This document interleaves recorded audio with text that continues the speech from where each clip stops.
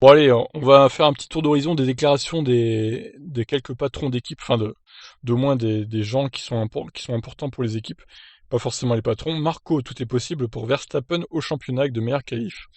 Alors Helmut Marco, il s'enflamme un petit peu peut-être, hein. Nous avons toujours dit jusque-là que le championnat n'était pas décidé. Bien sûr, nous avons encore des problèmes avec la voiture, mais l'écart avec Mercedes se réduit chaque semaine.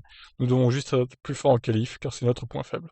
Ils oublient qu'on aurait presque pu gagner la première course si Verstappen n'avait pas eu sa casse. Nous aurions aussi pu gagner la semaine dernière si Lewis Hamilton avait eu sa crevaison plus tôt. Ouais, non, mais avec des si aussi, voilà, on refait tous les championnats de la Formule 1, hein. Si Hamilton n'avait pas abandonné à Shanghai, voilà, il aurait gagné le championnat 2007, hein, voilà, c'est tout, hein. Je peux aussi faire des si, moi, hein. C'est la course, voilà, la casse moteur, ça fait partie de la Formule 1. Hamilton a déjà eu une casse moteur en 2016, c'était à Sepang, il me semble, en Malaisie. C'est une des raisons qui m'ont fait perdre le titre, une des principales raisons d'ailleurs. Donc voilà, poursuivons du coup. Milton a 30 points d'avance sur Verstappen, qui est son nouveau dauphin, et Marco y voit de quoi être optimiste. Max est deuxième, tout est encore possible, l'écart face à Hamilton peut être aussi réduit. Nous ne pouvons que progresser, je ne vois pas pourquoi ce ne serait pas possible, il y a trop de négativité si vous voulez mon avis. Bah peut-être parce que globalement la Mercedes reste plus forte que la Red Bull, hein, tout simplement. Mais c'est vrai qu'avec des fortes chaleurs, avec des pneus tendres, la Mercedes a l'air de bouffer ses pneus comme pas possible. Donc ça pourrait être un avantage pour Red Bull si il y a d'autres circuits du genre et si la météo se poursuit dans cette direction-là.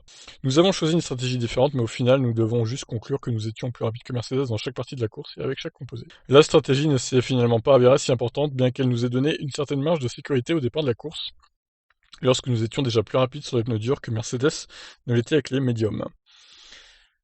Marco espère profiter des températures possiblement élevées des manches disputées en Europe pendant l'été et juste après. Nous allons désormais à Barcelone, il semble qu'il fera 34 degrés. Au début du mois de septembre, nous aurons 2 courses de plus en Italie, où il pourrait aussi faire chaud, cela nous aidera certainement, bien que nous voulons être compétitifs dans toutes circonstances. Alors Monza, par contre, Monza, je pense que pour la Red Bull, ça va être compliqué, parce qu'avec le moteur Mercedes, vu la puissance du truc, je pense qu'ils gagneront pas Monza, hein, quoi qu'il arrive.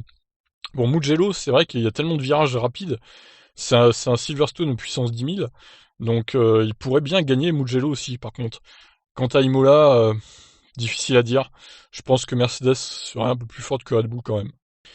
Donc on en termine, Red Bull avait déçu en début de saison en amenant une voiture que l'équipe espérait redoutable contre Mercedes, qui était finalement lente et difficile à piloter. Mais Marco assure que les problèmes sont en train d'être réglés. Le plus gros souci a été corrigé, mais nous avons encore une petite chose à régler. Nous avons toujours dit que la lutte n'était pas terminée pour nous. Ouh, eh bien écoutez, on verra bien ce que ça donne, hein. Sur ce, on va passer à d'autres news.